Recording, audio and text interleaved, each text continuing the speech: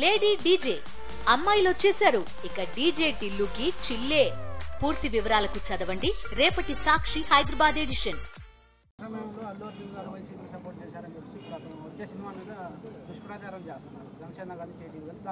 అల్లు అర్జున్ గారి సినిమా మీద ఎంతమంది దుష్ప్రచారం చేసినా అది పార్ట్ 2 కదా.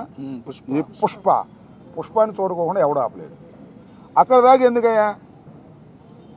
నందమూరి తారక రామారావు గారి కుటుంబం జూనియర్ ఎన్టీఆర్ సినిమాను చూడకుండా బహిష్కరించాలని ప్రయత్నం చేశారా? ఆపగలిగారా? అట్లాగే ఇప్పుడు ఆయన పేరు అల్లు అర్జున్ గారి సినిమాని ఆపాలని ప్రయత్నం చేస్తే ప్రజలు చూడరు. బాగున్న సినిమా ఏదైనా చూస్తారు. అరే రాజబాబు హీరోగా యాక్ట్ చేసిన సినిమా బ్రహ్మాండంగా చూసామా మేము?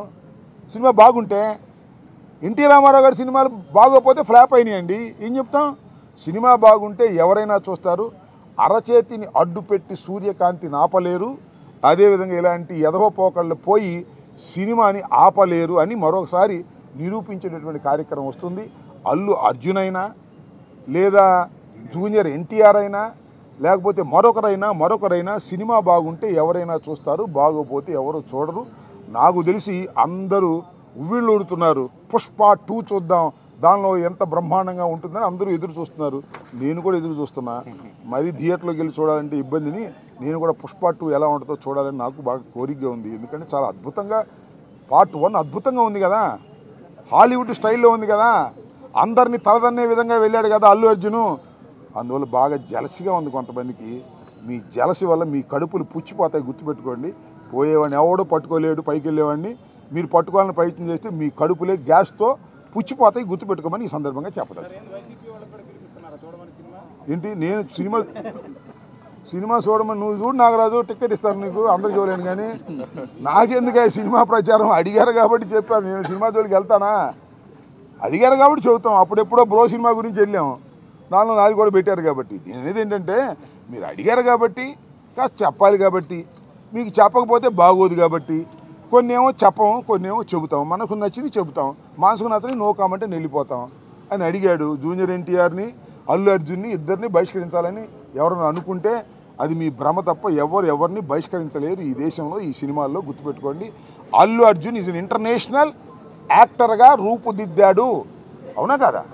అవునా కాదా? Thank you. టీడీపీకి నీకు కడుపు మాడితే నువ్వే అంటిస్తావు. నీ కడుపు మాడేదాకా ఆగు. జర్నలిస్టువే కదా. ఇప్పుడు సోషల్ మీడియాలో అరెస్ట్ చేస్తారు, రేపు జర్నలిస్టులను అరెస్ట్ చేస్తారు అనుకో, ఒక వార్త రాసావని, అప్పుడు నువ్వే అంటిస్తావు. నేను ఎంత ఇచ్చాల్సిన అవసరం ఏముంది? ఓకే, పబ్లిక్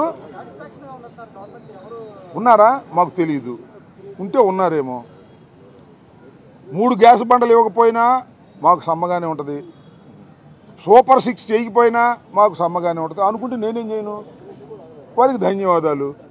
అమ్మ ఒడి ఇవ్వకపోయినా శభాష్ అంటే ధన్యవాదాలు.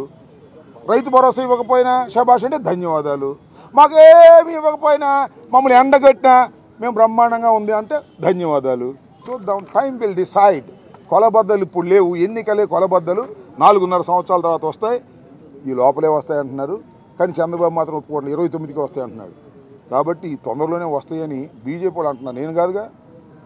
అని తొందరగా వస్తే అవి కొలబద్దలు. ఏముంది? 5 నెలలకి ఏముంటుంది కొలబద్దలు? మా మీద అరెస్టులు తప్ప. Okay, thank you.